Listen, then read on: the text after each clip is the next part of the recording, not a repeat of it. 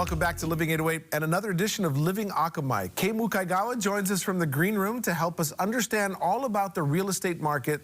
So let's get right into it. Kay, the talk everywhere is the crazy real estate market. Is it still that way, and what happened last year? Yes, our market remains really strong, and in August of 2021, single-family prices ended at $1,050,000, the highest ever. We've continued to see the market rise. It teetered between $1 million and $1,050,000, and at the end of the year, our median prices ended at $990,000 for single-family residences. So when I say median, that means that half the sales were above that price and half the sales were below that price. We had closed sales in the single-family sector of over 4,500, 688,000 more than the year prior. And you know, when we talk about days on market, it's the length of time that a property sits before the realtor says that it's in escrow. Although it says 9 days, we know that that is a longer period of time because a lot of the realtors try to extend that period to give buyers more opportunity to look at the property. You know, often you list the property, you have an open house on Sunday. By Tuesday, you field all the listings and present them to the owners, and you open escrow. We've tried to lengthen that period, and I think a lot of sellers have, to give buyers more opportunity. Therefore, you see the days on market at 9. So it's still 5 days shorter than in 2020. With the condo market, the median sales price ended at $475,000, up 9%. Closed sales were over 7,200 sales, almost 2,500 more than the year before.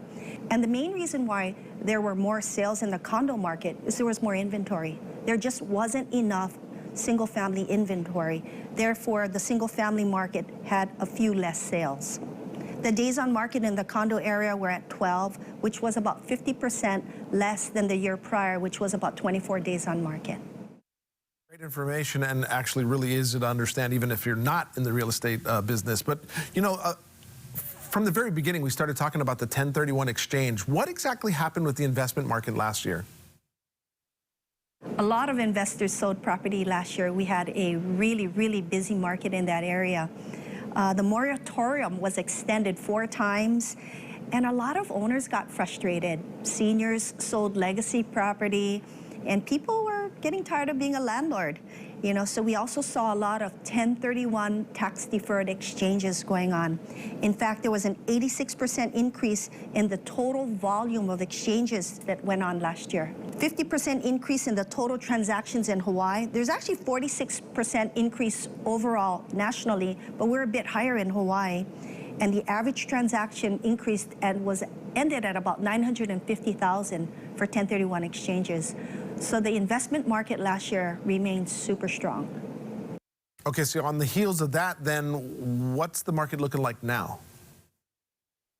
Oh, the market remains really strong. You know, even if interest rates have increased a little bit, maybe days on market might be a tad bit longer, the single-family market for sure remains really strong.